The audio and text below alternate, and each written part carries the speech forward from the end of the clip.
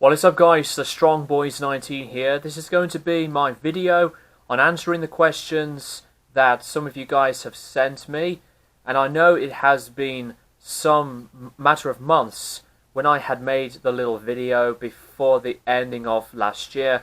I apologize that I left it so late, but I'm just going to start things off from the bottom to the top from all of these questions that you guys have sent off. First question is from Billy Bishop, and he asks me, have you ever considered buying all of the Darkthrone albums on CD? I know you have a couple of them, including the new one, Old Star. Yes, I do plan to have most of Darkthrone's albums in the collection, but I haven't heard all of them yet. Darkthrone to me had always been one of my favourite metal bands of all time, and with some of their critically acclaimed albums, they just really define what Darkthrone is all about, and I always would cite them as one of the best giants in the genre of black metal. Some questions from Sedition Through Scorns. He asks 4 of them. Hiya Greg, I got more music related questions to get out to you since the last Q&A happened. Question 1. While listening to music, do you feel strongly connected from a physical and emotional level where the lyrics are based on different subject matter, where you feel happier, saddened and aggravated? If so, what are your thoughts? Sometimes I do look back at the music and think about the lyrics. It is like when I listen to solo artists with some of their lyrical contents about things that I would connect with, especially on something very personal and a big relevance on a protest, and I would still connect with more of the music, but it is as important to think about the lyrics on what their message is spreading across to a lot of people's listening ears. It is sometimes a feeling that I do think about when I listen to music. Question 2. Since music changed so many years throughout generations and its existence, what would be the perfect description or analogy based on your view, and what does music mean to you? I personally think a lot of the music from the past decades and generations are more of my kind of sound. There is nothing wrong with people that like a lot of music from today, especially with some more of the newer modern rock and metal bands, but a lot of it is just, overblown with younger artists in different genres like to the pops and R&Bs and the raps. I have respect for it. I'm more of a person that is sometimes more onto some underground stuff, old school, and music that I prefer to listen to. And what does music mean to me? I think music is the best feeling in the world. It happens for everybody.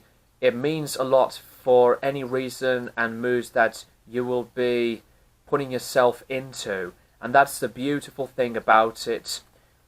So it doesn't matter whatever expressions or feelings you have, the music just gets the job done, and it can be a healer for a lot of things. Question 3. Whom are some bands you want to see live but are no longer invested in making music or just stopped entirely as a whole? That's a very interesting question, because there were some bands that had split up but are now reuniting, especially with bands like Mr. Bungle and Faith No More. But in terms of bands that are no longer investing in new material and just not back together, I would have loved to see Oasis live, the Dillinger Escape Plan, and I would really like to see some bands from the older lineups, especially like Suffocation, and I had seen Carcass live, but their lineup that they've got is just absolutely amazing. Outstanding bunch of musicians. I would have liked to see Slayer. and I know that they have played in Birmingham sometime last year, I believe.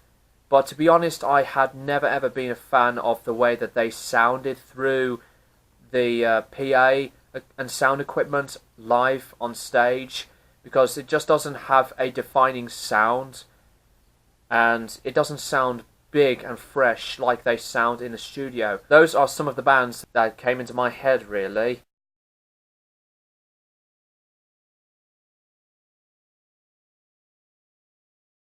Question 4, lastly. What subgenres of metal do you prefer needs to be discussed or talked more often compared to death, black, or doom? I will have to say some of the drone metal music and stoner metal. You know, bands like Melvins, To Sleep, High on Fire. You know, those kinds of metal music I really do like a lot. And with Sun, I love Sun, and even some bands that are experimental but are involved in the metal phase, like Boris, a legendary band from Japan. That's all I can come up with for now. Thank you very much. Sedition Through Scorns. Slipknot MFKR. How would you rank Slipknot's albums from worst to best, including MFKR? I think I might have already asked this one before, but I'll answer it again. My least favourite is All Hope Is Gone, Mate Feed Kill Repeat, Point 5 The Great Chapter, Volume 3 The Subliminal Verses, We Are Not Your Kind, Iowa, and the self-titled album. So that's how I would rank Slipknot's discography. Thank you for that, man. A few questions from Tyler, aka Greedy Selfish 97. Better ambient artist, Aphex Twin or Brian Eno? I had not dived into all of Aphex's discography yet, but I really am enjoying a lot of his material so far. But I would still have to stick to Brian Eno because his music was just completely different, and they have a theme and feel of expression on sound and production. There are so many of his albums that I do love. Some that are collaborative stuff are at one of his best and excellent stuff. I mean, Eno's been a very experimental and interesting, diverse artist in himself. I would really still recommend quite a lot of his albums, really from his 70s output to some of the 80s output, but I would like to still dive into some more of his later stuff. I had heard some of them, but not everything that he had done so far. Are you into 80s new wave, and if so, do you have any favourites from it? I do like some 80s new wave, but unfortunately I had not been indulged into a lot of it. I am really interested to get into some of that kind of genre. Do you play bass? I am not really an expert on the bass. I do come up with some of my own bass lines when it comes to original songs, but I'm just, not like as skillful as for me being the drummer or the guitar player. If you weren't playing music and making videos, what would you be doing? I would still be collecting records.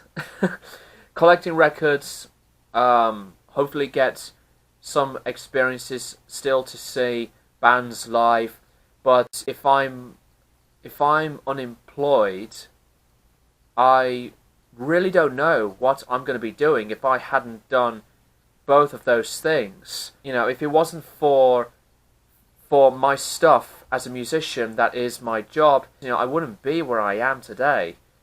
Well, that is a pretty cool question. Thank you very much, Tyler.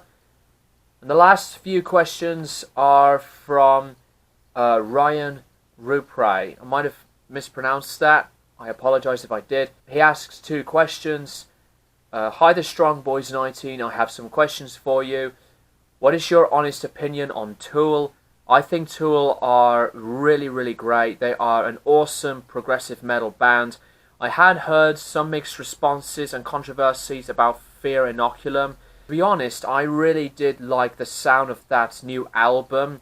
I haven't listened to all of it yet, as I have got almost everything in their discography on CD. I'll have to dive into it properly, but Tool are an excellent band that I really like. And the last question, why do some musicians distance themselves from subgenres, e.g. progressive metal?